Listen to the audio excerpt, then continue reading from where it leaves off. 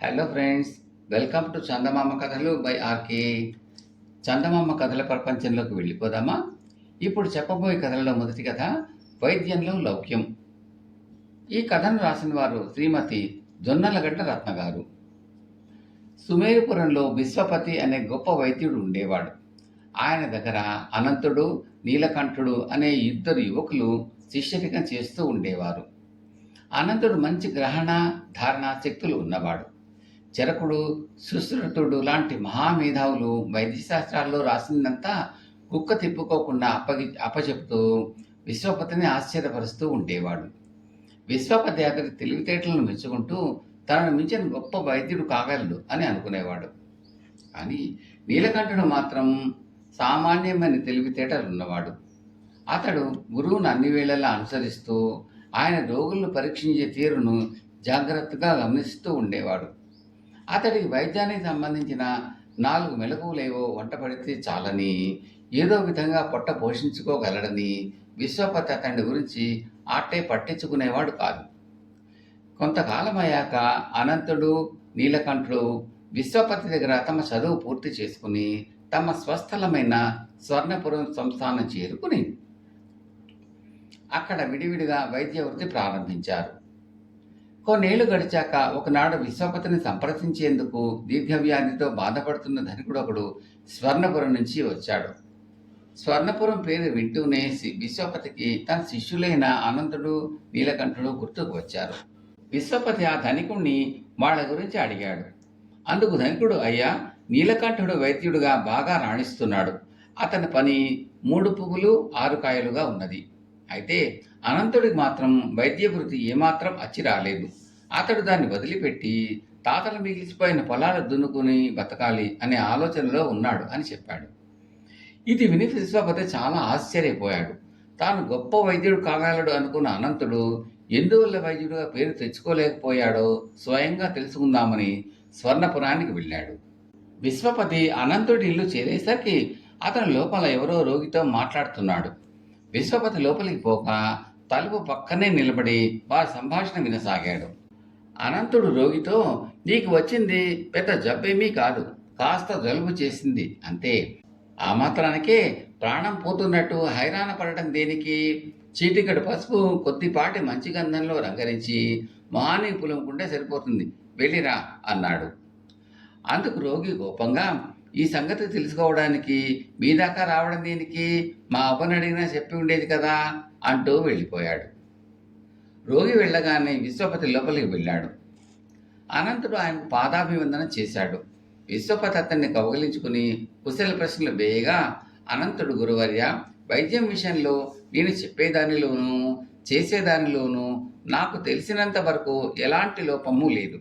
అయినా నా చేత వైద్యం చేయించుకోవడానికి ఇక్కడ ప్రజలు అంత సుముఖంగా లేరు, ముందు కూడా రావటం లేదు అని చెప్పాడు. విశ్వపతి మందహాసం చేసి, అలాగా, మరి నీలకంఠుడి మాట ఏమిటి అని అడిగాడు. అతని పని బాగానే ఉన్నది అన్నాడు అనంతుడు. అతన్ని కూడా ఒకసారి చూసి పోదాం అనుకుంటున్నాను, అతడింటికి వెళ్దామా అన్నాడు విశ్వపతి. విశ్వపతి, అనంతుడు నీలకంఠుడి ఇంటికి వెళ్ళేసరికి అక్కడ చాలామంది రోగులు పడిగాపులు కాస్తున్నారు. లోపల నీలకంఠుడు ఒక రోగిని నఖశిఖ పర్యంతం శ్రద్ధగా పరీక్షిస్తున్నాడు. ఆ రోగి అంతకుముందు అనంతుడి దగ్గరకు జలుబుకు వైద్యానికి వచ్చినవాడని విశ్వపతి గుర్తించాడు. ఆయన లోపలికి వెళ్లకుండా బయట నిలబడి నీలకంఠుడు రోగికి వైద్యం చేస్తున్న పద్ధతిని గమనించసాగాడు. నీలకంఠుడు రోగితో, పడిసం 10 రోగాల పెట్టు అంటారు. సకాలంలో సరైన మందు పడకపోతే మరెందులోకో దింపగలదు. నీకు వచ్చిన భయమేమీ లేదు. నా దగ్గర జలుబు పడిసాలను చేతో తీసి పారేసినట్టుగా తగ్గించే లేపన ఒకటి ఉన్నది.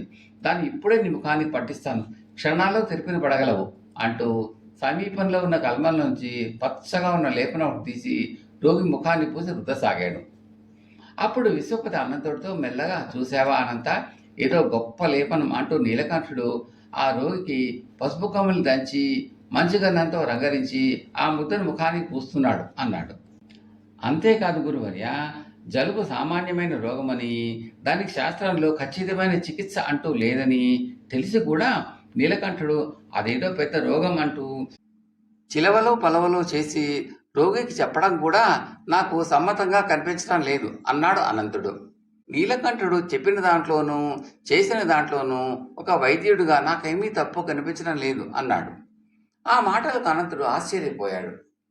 విశ్వపతి అతని భుజం తట్టి, చూడు అనంత, కొందరు వ్యక్తులకు తమలో ఏమాత్రం అనారోగ్య చిహ్నాలు కనిపించినా వెంటనే వైద్యుడి దగ్గరకు పోయి నయం చేయించుకోవాలి అన్న ఆతృత కలుగుతుంది. జలుబుకు వైద్యం కోసం వచ్చిన ఇతడు అలాంటి వాడే. అలాంటి వాళ్ళతో వైద్యుడు ఊరడింపుగా మాట్లాడటమే కాకుండా తాను ఇవ్వబోయే మందు శక్తివంతమైనదని, గుణమిచ్చేదని నమ్మకం కలిగించవలసిన అవసరం కూడా ఉన్నది. రోగి మానసిక పరిస్థితిని బట్టి చికిత్స నిర్ణయించేటప్పుడు వైద్యుడికి ఉపయోగపడేది లౌక్యంగానే శాస్త్ర పరిజ్ఞానం మాత్రం కాదు.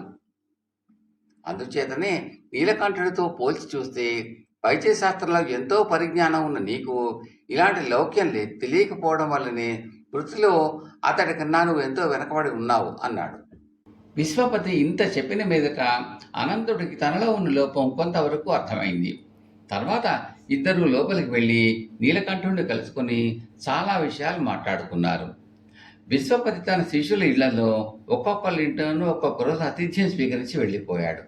కొన్నాళ్ల తర్వాత విశ్వపతి స్వర్ణపురం నుంచి సుమేరుపురానికి వచ్చిపోయే వాళ్ళని విచారించి అనంతుడు కూడా నీలకంఠుడిలాగా మంచి వైద్యుడిగా పేరు తెచ్చుకున్నాడని తెలిసి ఎంతగానో సంతోషించాడు.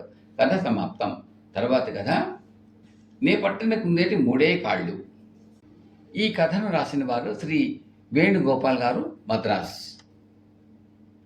పూర్వం ఒక గుహలో చోరదత్తుడు అనే దొంగల గురువు ఉండేవాడు. అతడు దొంగతనంలో బహునేర్పరి. అతనికి ఎంతో మంది శిష్యులు ఉండేవారు. అందులో విమలుడు అనేవాడు కూడా ఒకడు. ఒకరోజు చోరదత్తుడికి కుందేటి మాంసం తినాలని బుద్ధి పుట్టింది. ఒరే విమల, నాకు కుందేటి మాంసం తినాలని మనసుగా ఉంది. నువ్వు అడవికి వెళ్ళి ఒక కుందేటిని పట్టి దాన్ని పక్వం చేసి తీసుకురా అని చెప్పాడు. విమలుడు సరేనని అడవికి వెళ్ళి ఒక కుందేటిని పట్టి చంపి దాన్ని బాగా కాల్చి తీసుకువస్తూ ఉండగా అతనికి ఒక దుర్బుద్ధి పుట్టింది. ఆకలి జాస్తిగా ఉండటాన నోరూరి ఆ కుందేటి ఒక కాలును కొరికి నమిలి తినేసి మిగిలిన దాన్ని తీసుకొచ్చి గురువు గారికి సమర్పించాడు. ఆ కుందేలుకు మూడే కాళ్ళు ఉండటం చూసి చోరదత్తుడు, ఇదేమిట్రా అబ్బాయి, ఈ కుందేలకు మూడే కాళ్ళు ఉన్నాయి, అసలు పట్టిన కుందేలుకి 4 కాళ్ళ 3 కాళ్ళ ఉన్నది అని అడిగాడు. విమలుడు జంకు కొంకు లేకుండా, అవును స్వామి, నేను పట్టిన కుందేటి 3 కాళ్ళు ఉన్నాయి అని సమాధానం ఇచ్చాడు. అయితే చోరదత్తుడు మాత్రం తన శిష్యుడు చేసిన దొంగతనాన్ని కనిపెట్టేశాడు. ఆనాటి నుంచి వీడి పని పట్టాలి అని చోరదత్తుడు తీర్మానించుకున్నాడు. ఒకరోజు చోరదత్తుడు శిష్యుని పిలిచి, ఒరే విమల, నాకు రాజుగారు భోజనం చేసే ఆహారం నువ్వు తెచ్చిపెట్టాలి. ఇదిగో ఈ కాటకం తీసి కొంచెం కళ్ళకు రాసుకో. అలా చేస్తే ఇంక నువ్వు మరెవరి కళ్ళకి కనిపించవు. రాజుగారి భోజనం తీసుకురా అని ఆజ్ఞాపించాడు.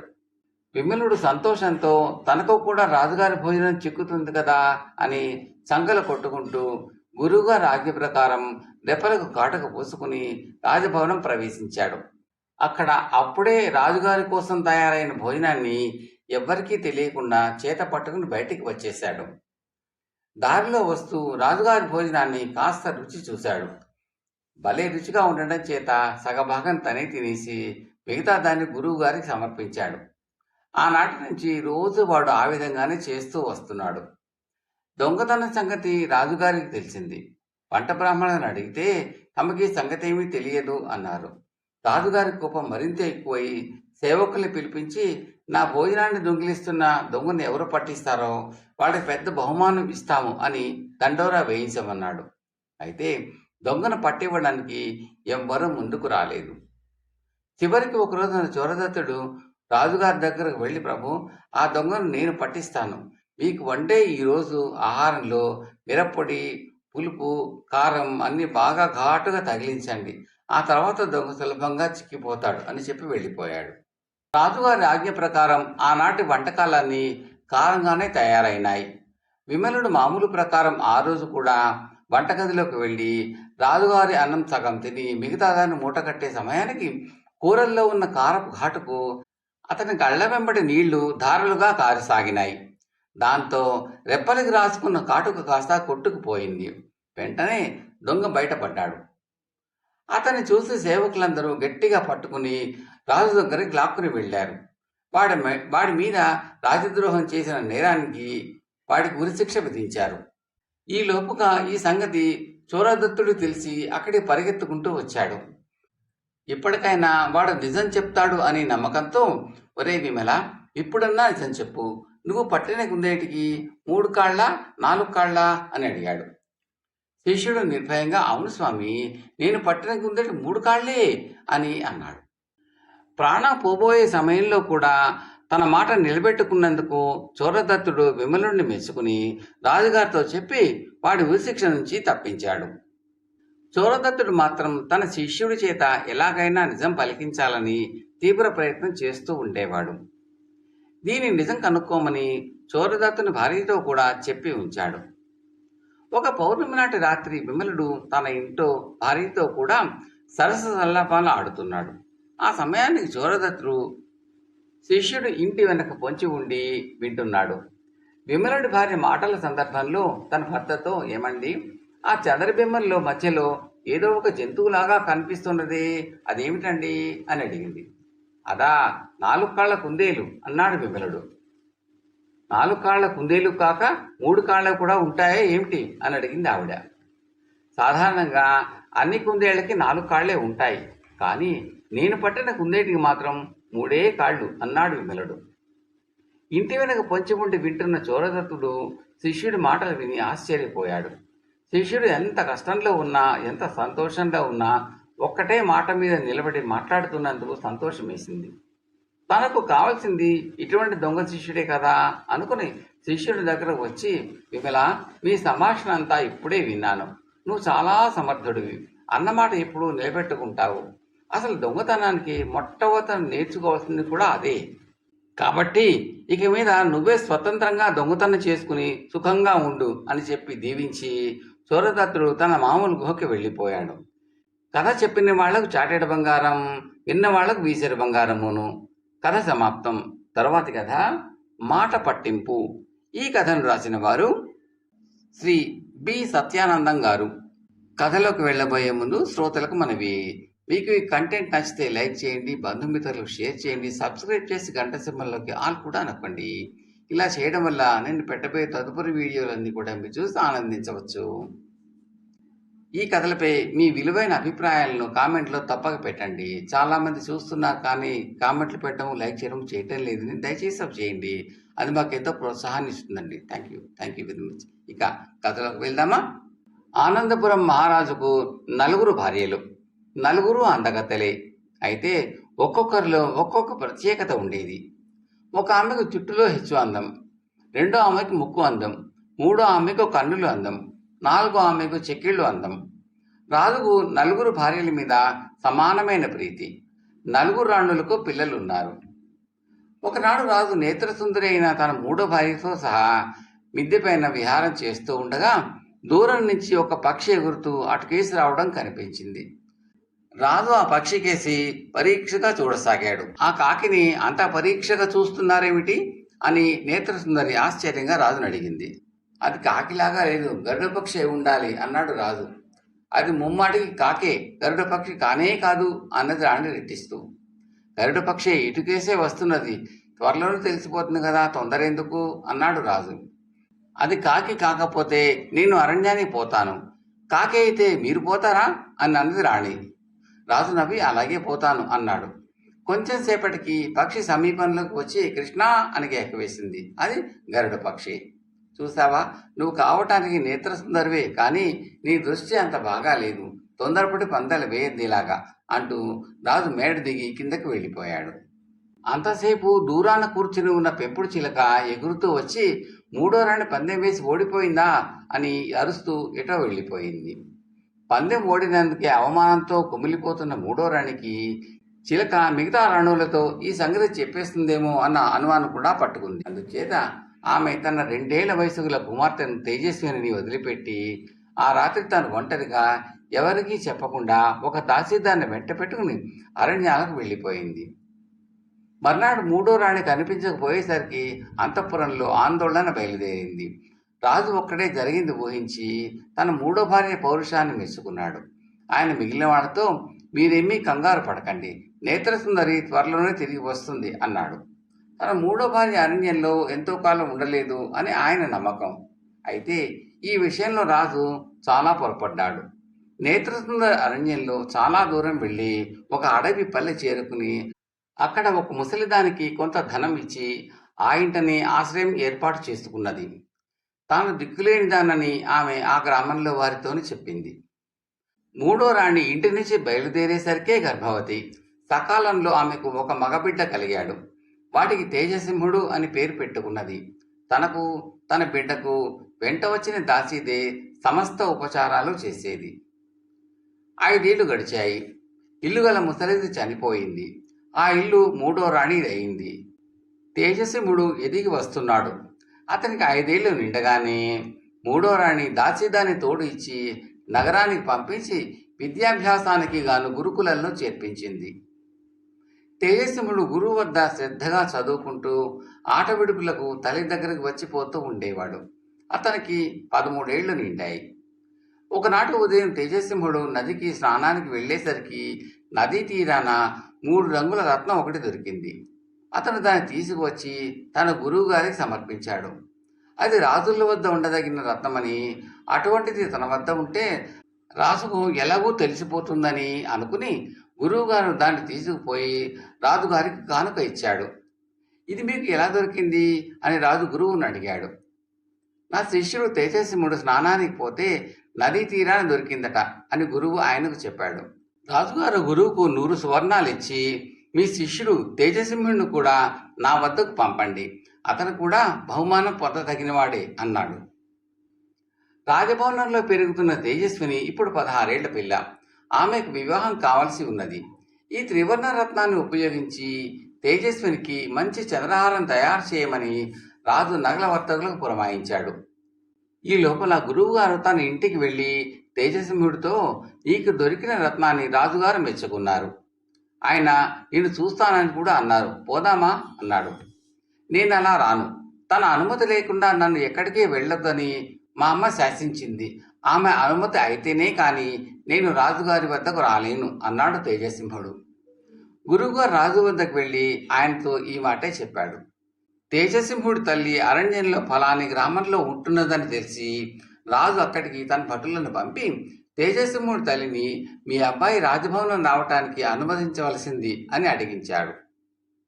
రాజభటులు వచ్చి రాజుగారి కోరిక చెప్పగానే మూడో రాణి రోషంగా మేము అరణ్యవాసులం, నా కొడుకు రాజభవనంలో అడుగు పెట్టడు అని జవాబు చెప్పి పంపేసింది.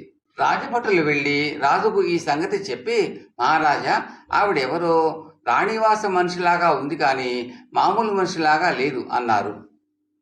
ఆమె తన మూడో భార్య అయిన నేత్రసుందరి అయి ఉండవచ్చును అని రాజుకు అనుమానం వేసింది. ఆయన తేజస్విని వెంట పెట్టుకుని మూడో రాణి ఉండే చోటికి బయలుదేరాడు. ఆయన వెంట అంతఃపురంలో ఉండే చిలక కూడా బయలుదేరిపోయింది. 14 ఏళ్ళు గడిచిపోయినప్పటికీ రాజు నేత్రసుందరి చూడగానే గుర్తించగలిగాడు. ఎంత పెడకట్టవు, ఇన్నాళ్ళు ఈ అరణ్యవాసం ఎందుకు చేసినట్టు, నీకు కొడుకు ఎప్పుడు కలిగాడు అని రాజు తన మూడో భార్యని అడిగాడు. ఇక్కడికి వచ్చిన 6 మాసాలకు పుట్టాడు, 12లో ఓడిపోయాను, అరణ్యానికి పోతానన్న మాట నిలబెట్టుకున్నాను అన్నది మూడో భార్య. అరణ్యానికి పోతానన్నావు కానీ అక్కడే ఉండిపోతా అనలేదు కదా, ఎంత తెలివి తక్కువ దానివి అని చిలక ఎద్దేవా చేసింది. చిలక బాగా చెప్పింది, నీ కూతురికి త్వరలో పెళ్లి జరగబోతున్నది, నీ పంతం నెగ్గించుకున్నావుగా ఇంటికి వచ్చేయి అన్నాడు రాజు. నేత్రసుందరి మెత్తబడి తన భర్త వెంట నగరానికి బయలుదేరి వచ్చేసింది. రాజు తన కొడుకైన తేజసింహుడిని కూడా గురుకులం నుంచి ఇంటికి పిలిపించుకున్నాడు. అందరూ సుఖంగా ఉన్నారు. కథ సమాప్తం.